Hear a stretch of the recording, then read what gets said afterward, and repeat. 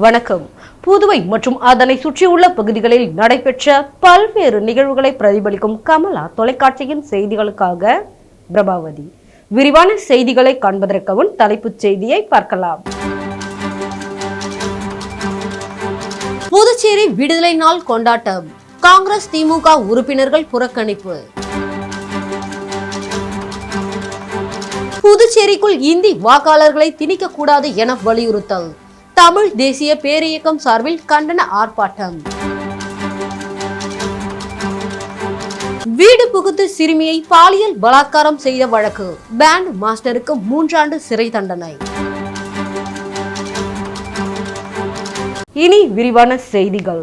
மாநில அளவிலான ஓவிய போட்டியில் வெற்றி பெற்றவர்களுக்கு காங்கிரஸ் சட்டமன்ற கட்சி தலைவர் வைத்தியநாதன் பரிசுகளை வழங்கினார். மாநில அளவிலான ஓவிய போட்டி மாணவர்களுக்கு விருது வழங்கும் விழா ஏஎஸ் மார்பல ஓவியர்கள் குழு மற்றும் வசந்தன் நுண்கலை அகாடமி இணைந்து நடத்தியது. புதுச்சேரி மற்றும் நாட்டின் பல்வேறு மாநிலங்களில் இருந்து மாணவர்கள் ஓவிய படைப்புகளை மின்னஞ்சல் மூலம் அனுப்பி வைத்தனர். வகுப்பு வாரியாக ஓவியங்களை தேர்வு செய்து 22 மாணவர்களின் ஓவியங்கள் விருதுக்கு தேர்வு செய்யப்பட்டுள்ளது. விருதுகள் வழங்கும் விழாவிற்கு சிறப்பு விருந்தினராக காங்கிரஸ் சட்டமன்ற கட்சி தலைவரும் லாஸ்பேட்டை தொகுதியின் சட்டமன்ற உறுப்பினருமான வைத்தியநாதன் கலந்து கொண்டு மாணவர்களுக்கு விருதுகளை வழங்கினார். கலைமாமணி தேசிய ஓவியர் சுகுமாரன், புதுவை புதிய தூரிகை நிர்வாகி கலைமாமணி, அண்டமன் ஆகியோர் மாணவர்களை வாழ்த்தி ஓவியங்களின் முக்கியத்துவத்தை பற்றி எடுத்துக் கூறினர். அகாடமி நிர்வாகியான தேசிய ஓவியர் வசந்தன் வெற்றி பெற்ற மாணவர்களை பாராட்டினார். ஓவிய ஆசிரியர் காவ்யா, சிறப்பு விருந்தினர்கள் மற்றும் வெற்றி பெற்ற மாணவர்களுக்கு நன்றி கூறினார்.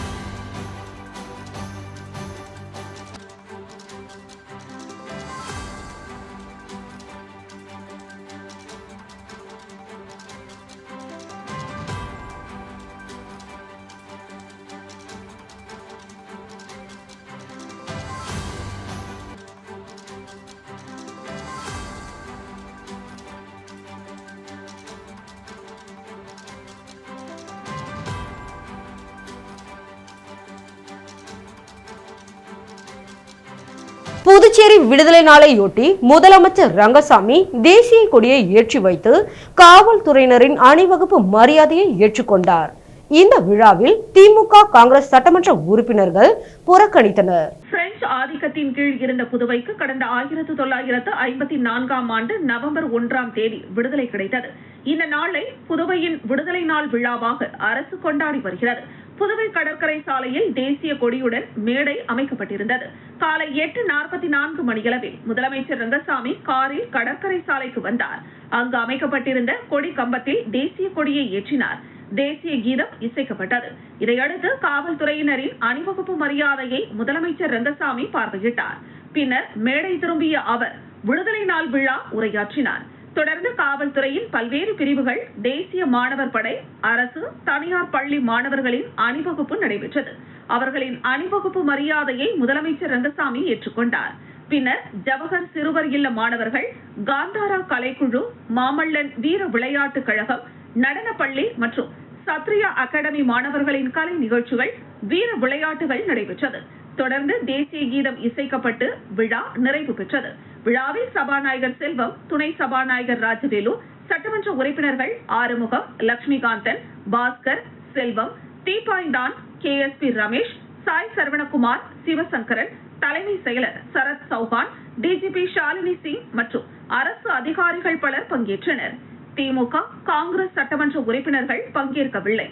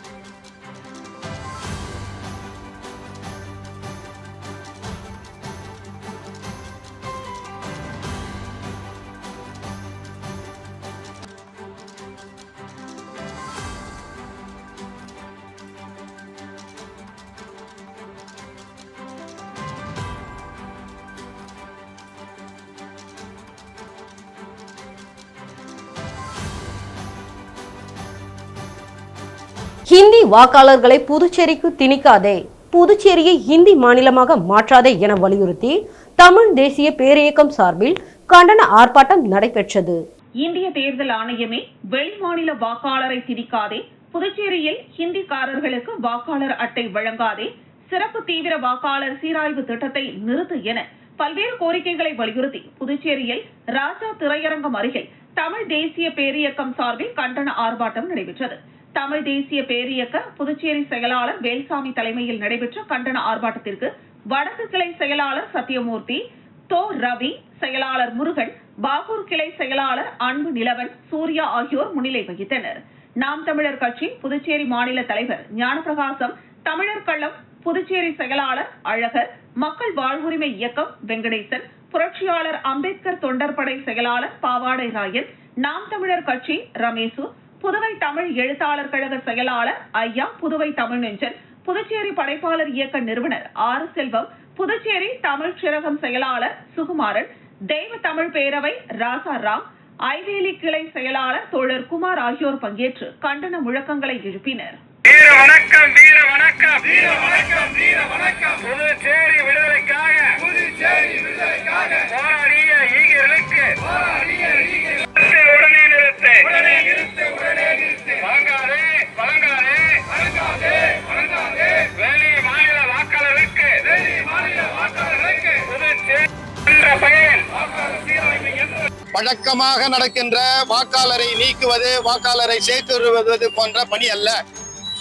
இந்த சீராய்வு திட்டம் என்பதே என்னவென்றால், கடந்த 10 ஆண்டுகளில் இந்திக்காரர்கள், வட மாநிலத்தவர்கள் கோடிக்கணக்கான பேர் தமிழ்நாட்டிலும் புதுச்சேரியிலும் குடியேறி இருக்கிறார்கள்.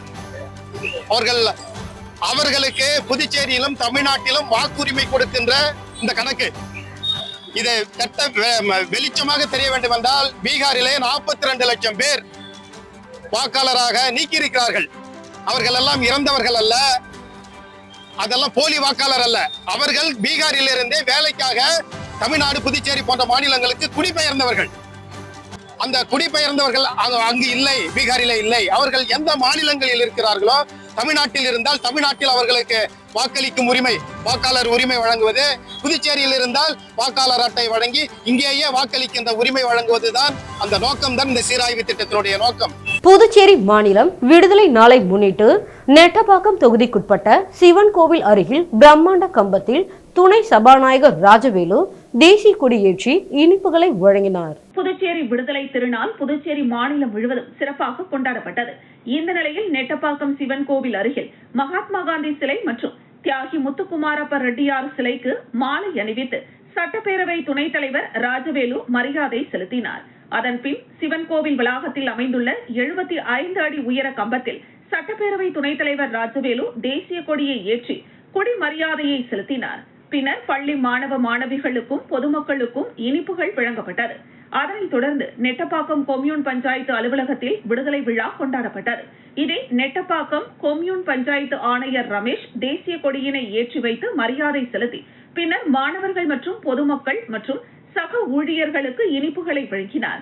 இதில் உதவி பொறியாளர், இளநிலை பொறியாளர் மற்றும் கிராம பொதுமக்கள், தொழிலாளர்கள் கலந்து கொண்டனர். இந்த நிகழ்ச்சியில் நெட்டப்பாக்கம் கொம்யூன் பஞ்சாயத்து ஆணையர் ரமேஷ் மற்றும் கொம்யூன் பஞ்சாயத்து ஊழியர்கள், அகில இந்திய என்ஆர் காங்கிரஸ் கட்சி நிர்வாகிகள், ஊர் பொதுமக்கள் திரளாக கலந்து கொண்டனர்.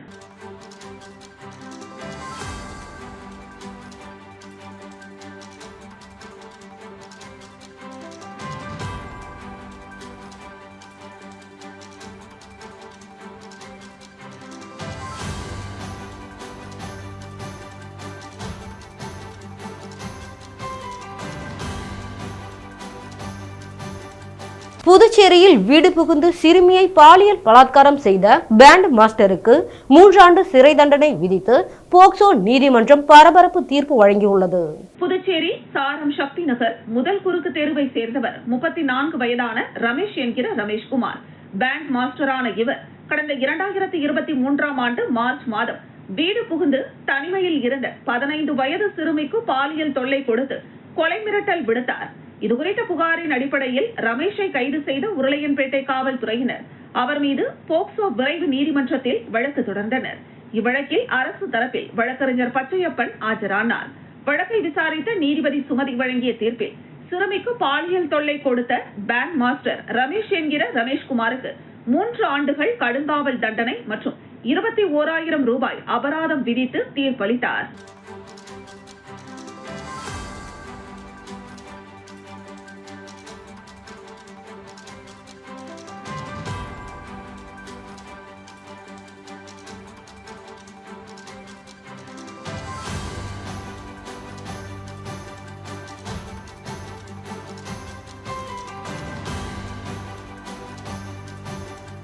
வில்லியனூர் கொம்யூன் பஞ்சாயத்து சார்பில் புதுச்சேரி விடுதலை நாளை முன்னிட்டு ஆணையர் ரமேஷ் தேசிய கொடியை ஏற்றி வைத்து பள்ளி மாணவ மாணவிகளுக்கு இனிப்புகளை வழங்கினார். புதுச்சேரி பிரெஞ்சு ஆட்சியிலிருந்து விடுவிக்கப்பட்டதை நினைவு கூறும் வகையில் நவம்பர் 1ஆம் தேதி விடுதலை நாள் கொண்டாடப்படுகிறது. அதனை சிறப்பாக கொண்டாடும் விதமாக வில்லியனூர் கொம்யூன் பஞ்சாயத்து சார்பில் புதுச்சேரி விடுதலை நாளை முன்னிட்டு ஆணையர் ரமேஷ் தலைமையில் தேசிய கொடி ஏற்றப்பட்டது. இதனைத் தொடர்ந்து விழாவில் கலந்து கொண்ட பள்ளி மாணவ மாணவிகளுக்கு நோட்டு புத்தகங்கள் மற்றும் இனிப்புகள் வழங்கப்பட்டது. விழாவில் உதவி பொறியாளர் சத்யநாராயணன், இளநிலை பொறியாளர் பிரதீப்குமார், இளநிலை எழுத்தாளர்கள் மற்றும் ஏராளமான ஊழியர்கள் கலந்து கொண்டு விழாவினை சிறப்பித்தனர்.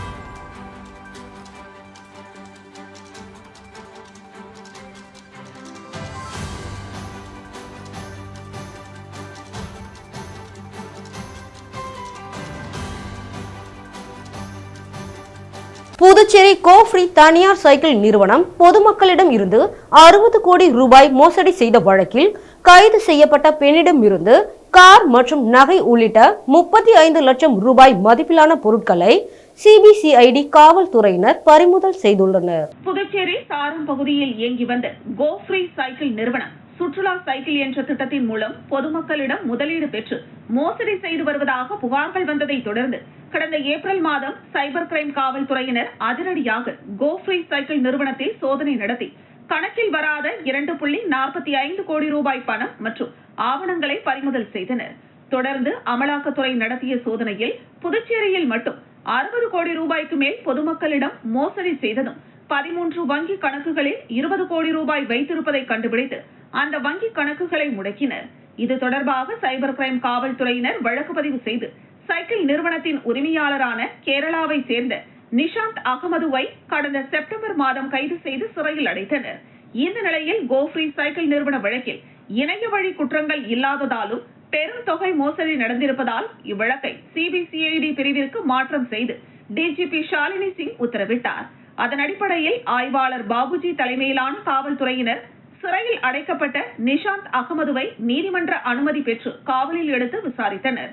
அதில் தனியார் சைக்கிள் நிறுவனத்திற்கு நிர்வாக இயக்குநர்களாக அஜய் முருகன், கிருஷ்ணகுமார், இக்பால் பாஷா மற்றும் அம்பிகா ஆகியோர் இருப்பதும், அவர்களில் புதுச்சேரி நெல்லித்தோப்பை சேர்ந்த அம்பிகா புதுச்சேரியை தலைமையிடமாக கொண்ட தென்மண்டல நிர்வாகியாக செயல்பட்டு புதுச்சேரியில் பலரிடம் 5 கோடி ரூபாய் வசூலித்து அதில் 1 கோடி ரூபாய் அவர் பெற்றது தெரிய வந்தது. அதன் அடிப்படையில் சென்னையில் இருந்த அம்பிகாவை சிபிசிஐடி காவல்துறையினர் கைது செய்து சிறையில் அடைத்தனர். பின் அவரை விசாரணைக்காக நீதிமன்ற அனுமதி பெற்று காவலில் எடுத்து தொடர்ந்து 5 நாட்கள் விசாரணை செய்ததில் இந்த மோசடியில் மேலும் பலர் ஈடுபட்டிருப்பது தெரிய வந்தது. அதனைத் தொடர்ந்து அம்பிகா மோசடி பணத்தில் வாங்கிய கார் மற்றும் நகைகள் உள்ளிட்ட 35 லட்சம் ரூபாய் மதிப்புள்ள பொருட்களை பறிமுதல் செய்து நீதிமன்றத்தில் ஆஜர்படுத்தி மீண்டும் சிறையில் அடைத்தனர்.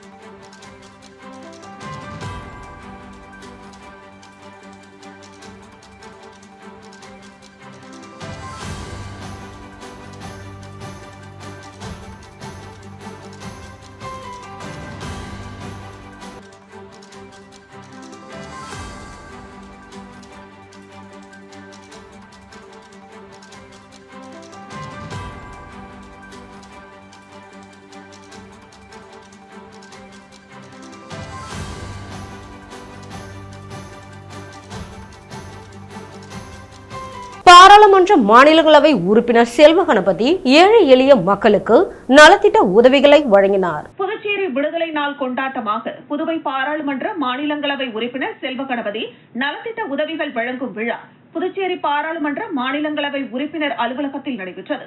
இந்த விழாவில் லாஸ்பேட்டை தொகுதியைச் சேர்ந்த சுகுமாரன், அரியாங்குப்பம் தொகுதியைச் சேர்ந்த சுமதி, தட்டாஞ்சாவடி தொகுதியைச் சேர்ந்த கலைவாணி ஆகியோர்களுக்கு மாநிலங்களவை உறுப்பினர் செல்வ கணபதி தள்ளுவண்டி வழங்கினார். இந்த நிகழ்ச்சியில் பாரதிய ஜனதா கட்சியின் முன்னாள் ஓபிசி அணியின் மாநில தலைவர் நடராஜன் ஏற்பாடு செய்திருந்தார். இந்த நிகழ்ச்சியில் லாஸ்பேட்டை தொகுதி பாரதிய ஜனதா கட்சியின் நிர்வாகிகள் மற்றும் பொறுப்பாளர்கள் திரளாக கலந்து கொண்டனர்.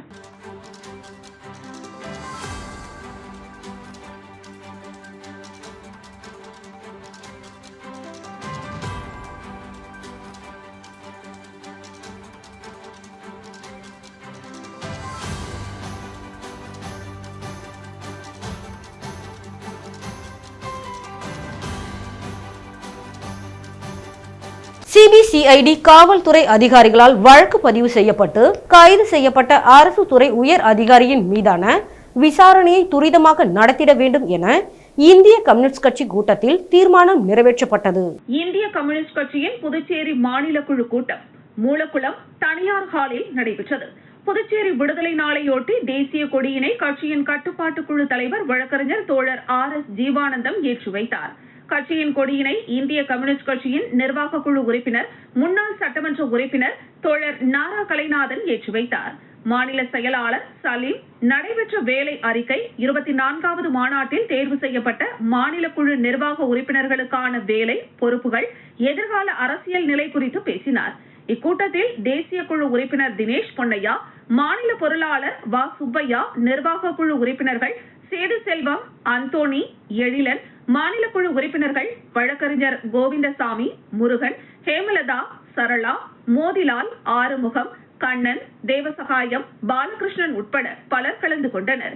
இக்கூட்டத்தில் சிபிசிஐடி காவல்துறை அதிகாரிகளால் வழக்கு பதிவு செய்யப்பட்டு கைது செய்யப்பட்ட அரசு துறை உயரதிகாரிகளின் மீதான விசாரணையை துரிதமாக நடத்திட வேண்டும் என தீர்மானம் நிறைவேற்றப்பட்டது. புதுச்சேரி மாநிலத்தில் காமாட்சி அம்மன் கோவில் நிலம் அபகரிக்கப்பட்ட வழக்கில் கைதான பத்திரப்பதிவு தலைமை பதிவாளர், செட்டில்மெண்ட் அதிகாரி ஆகியோர் மீதான வழக்கு விசாரணை மந்த நிலையில் உள்ளது. இந்த வழக்கில் குற்றம் சாட்டப்பட்ட சட்டமன்ற உறுப்பினர் ஜான்குமார், அவரது மகன் ரிச்சர்ட் மற்றும் அவரது குடும்பத்தினர் மீது போடப்பட்ட வழக்கு கிணற்றில் போட்ட கல்லாகவே உள்ளது. பல்வேறு போலி பத்திர பதிவு மற்றும் நில அபகரிப்பு வழக்குகளில் கைது செய்யப்பட்ட காரைக்கால் துணை மாவட்ட ஆட்சியர் ஜான்சன், வில்லியனூர் சார் பதிவாளர், உழவர்கரை சார் பதிவாளர் ஆகியோர் மீதான வழக்குகள் விசாரிக்கப்படாமல் இருக்கின்றன. குடிமைப் பொருள் வழங்கல் துறையில் லஞ்சம் வாங்கிய போது கைது செய்யப்பட்ட தாசில்தார் மீதான வழக்கும் இருக்கின்றன. இந்த வழக்குகளை செயலிழக்க செய்வதற்கு ஆட்சியாளர்கள் முயற்சிக்கின்றனர். எனவே புதுச்சேரி காவல்துறை தலைமை இயக்குநர் உடனடியாக தலையிட்டு வழக்குகள் மீது தண்டனை கிடைப்பதற்கான நடவடிக்கைகள் எடுத்திட வேண்டும் என இந்திய கம்யூனிஸ்ட் கட்சி மாநில குழு கேட்டுக் கொள்கிறது.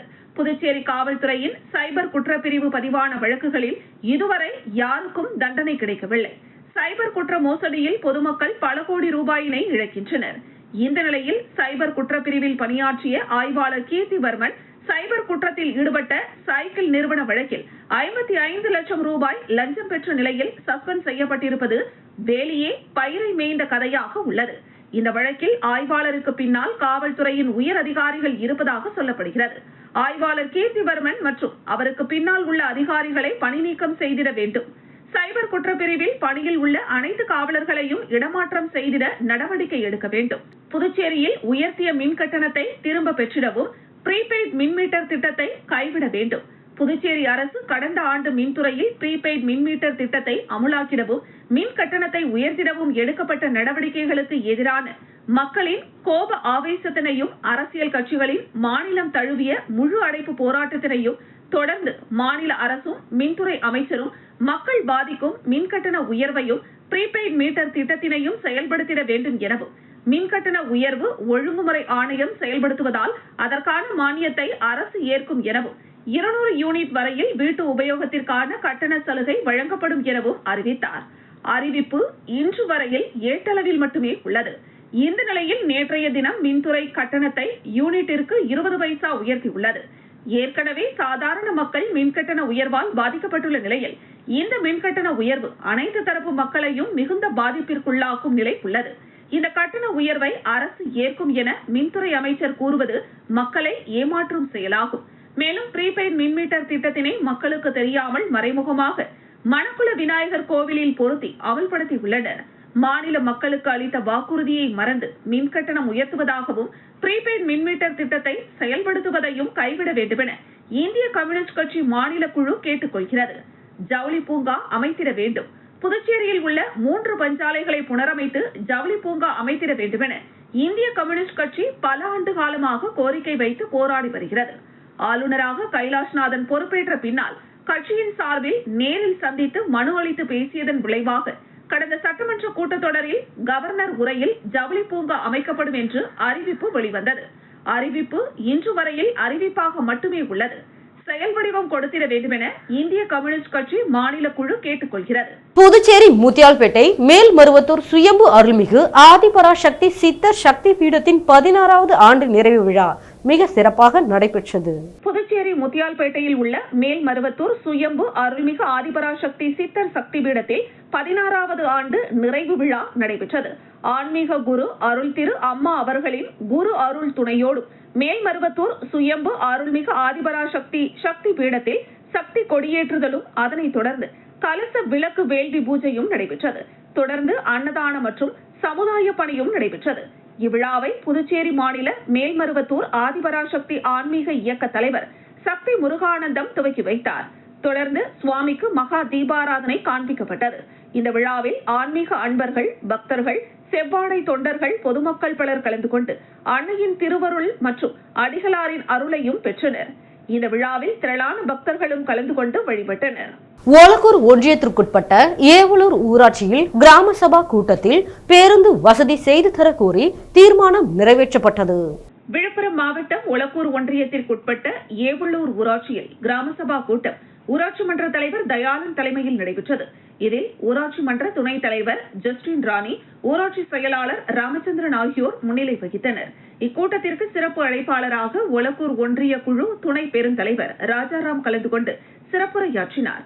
இக்கூட்டத்தில் திண்டிவனத்தில் இருந்து ஏவலூர் ஊராட்சிக்கு தினசரி காலை மற்றும் மாலை வேளைகளில் பேருந்து வசதி செய்து தர கோரி தீர்மானம் நிறைவேற்றப்பட்டது. மீண்டும் தலைப்புச் செய்திகள். புதுச்சேரி விடுதலை நாள் கொண்டாட்டம்.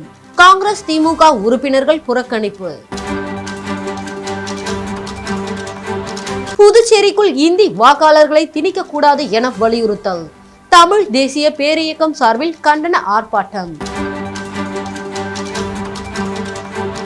வீடு புகுந்து சிறுமியை பாலியல் பலாத்காரம் செய்த வழக்கு பேண்ட் மாஸ்டருக்கு 3 ஆண்டு சிறை தண்டனை.